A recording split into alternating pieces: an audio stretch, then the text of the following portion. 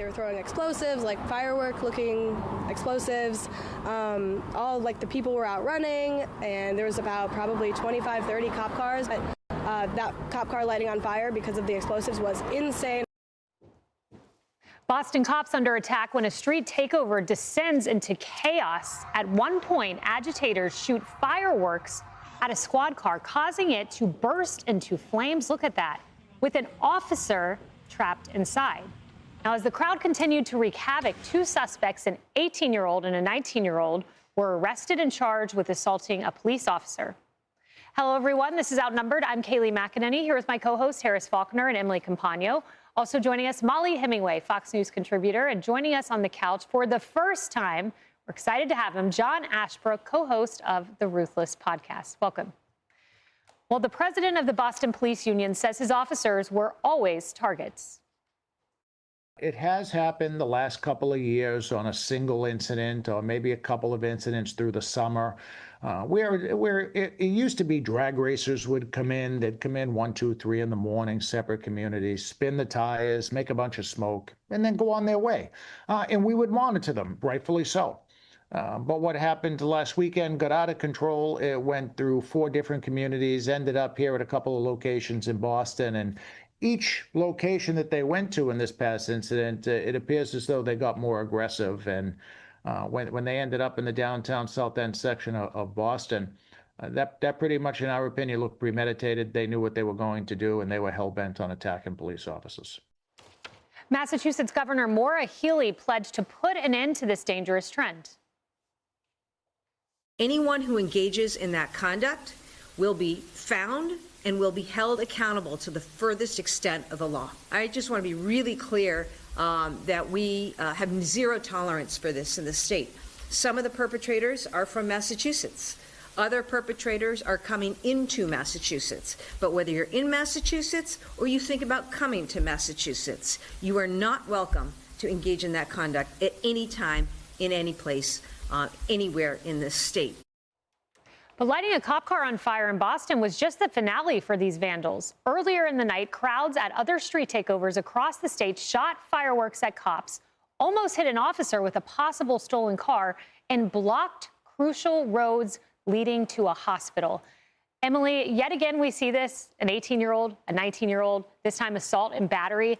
And my question is, how do you stop these individuals? This seems like an intervention point when someone's 18 or 19 years old from becoming a career criminal who could go on to perpetrate other violent crimes. Yeah, you stop through deterrence, and that means enforcing the laws, and that means equipping the judges with some type of a modicum of control and influence over the outcome, so they don't sit there and say, my hands are tied, they're juveniles, so we're going to put them through family court, they'll be out in 2 seconds.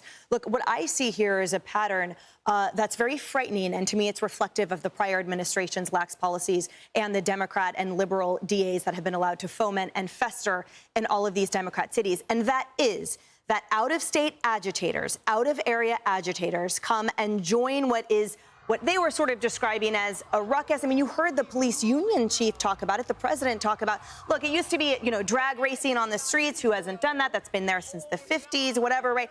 Now, he says, throughout the night, it was escalating in violence, escalating in targeting, and then culminating in what I see as an enhancement, by the way, that can receive the death penalty. If you shoot an explosive incendiary device at a car with a cop inside, that is absolutely death penalty eligible. So I think here they're making the right statements, but now we need to see it backed up with arrests and with sentences that are commensurate with the crime, not the ages. Yeah, it's a great point, Harris, especially when you look and you have the union saying that the city was hell-bent, that these individuals were hell-bent on attacking law enforcement officers. We see this in Portland, and people like to infantilize the kids there. They're on a naked bike ride in Portland. No, they tried to burn down a place that law enforcement inhabits in a nice facility, and here again, targeting a guy in a car with a fire. Yeah, I just want to visit this idea, though, that they are somehow adolescents working through aggression and trying to get older. I mean, these are men. These are men and women of adult ages. At that age, at 18, you could fight in a war for this country. They've decided to take their anger and purpose their violence toward, I don't even know what you call this because it's dangerous. So I like a one strike you're out theory for this particular age group. And Emily's right. So you make the punishment fit the crime, but you don't wait for it to be 2 and 3 strikes before you get tough on them. I mean, we are living in a place right now in America where soft on crime policies have gotten out of hand. So maybe they started when they were young and have just gotten better at it now. Well, then let's have that tougher conversation legally with them while they're still young.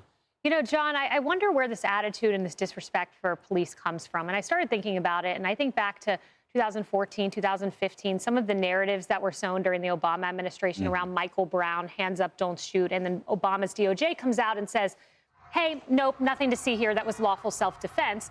Kamala doubled down on the false narrative many years later. I bring that up because people have been taught, it's been sown in their head politically to disrespect police, disrespect law enforcement. And we know the bad apple in law enforcement is the rare exception. Right. These are heroic men and women. Yeah, the cops have a very, very difficult job. And I have a bunch of friends who are cops. I've got friends who are cops during riots. I've got friends who are cops at the point that you're talking about in our country where, unfortunately, just the mood against police went way, way bad. I remember a friend of mine was taking his daughter to soccer practice, and he got off his shift, and he was in uniform. And people at soccer practice were, like, looking at him, giving him side eye. Somebody walked up and made a comment to him. And they already have a difficult job enough as it is dealing with all of these things that you saw in the video that, like, you need that support from the officials. And, of course, now the governor of Massachusetts seems to be saying the right things, but how are they actually going to back it up? You know, the mayor of Boston has been very anti-police throughout her tenure. And we know, and you mentioned Portland, in the state of Oregon, they spend more money on illegal health care than they do for cops. Yeah, I mean, you took the words out of my mouth. As you look at this, Molly, I mean, these are violent scenes. And you have Governor Maura Healey saying, we have a zero tolerance policy. Well, really? When Boston's mayor, Michelle Wu, has repeatedly bucked Tom Homan, trying to play the strong woman, we won't work with ICE. Well, you know, you're right that these anti-police narratives took root more than a decade ago, but they really got going during the BLM riots in 2020. And we saw there just an actual agenda to decrease law and order on city streets, to remove police officers. And this wasn't just supported by the Democrat Party and the media, but also corporations, which I think we should remember gave $100 billion to the BLM movement. Criminals and Antifa and other left-wing terror groups understand that to gain political control, you actually need to control the streets. And so it's not surprising that we're seeing these problems in both of these areas. And Portland has, to your point, John, has actually helped some of these criminals and Antifa networks think about how to avoid accountability for what they're doing to the city. Yeah, and just a reminder, Kamala Harris solicited money and donations for the Minnesota Freedom Fund. And part of that money from that fund was used to bail out people in those 2020 riots. So that's how a narrative takes hold over time. Hey, everyone. I'm Emily Campagno. Catch me and my co-hosts Harris Faulkner and Kaylee McEnany on Outnumbered every weekday at 12 p.m. Eastern, or set your DVR. Also, don't forget to subscribe to the Fox News YouTube page for daily highlights.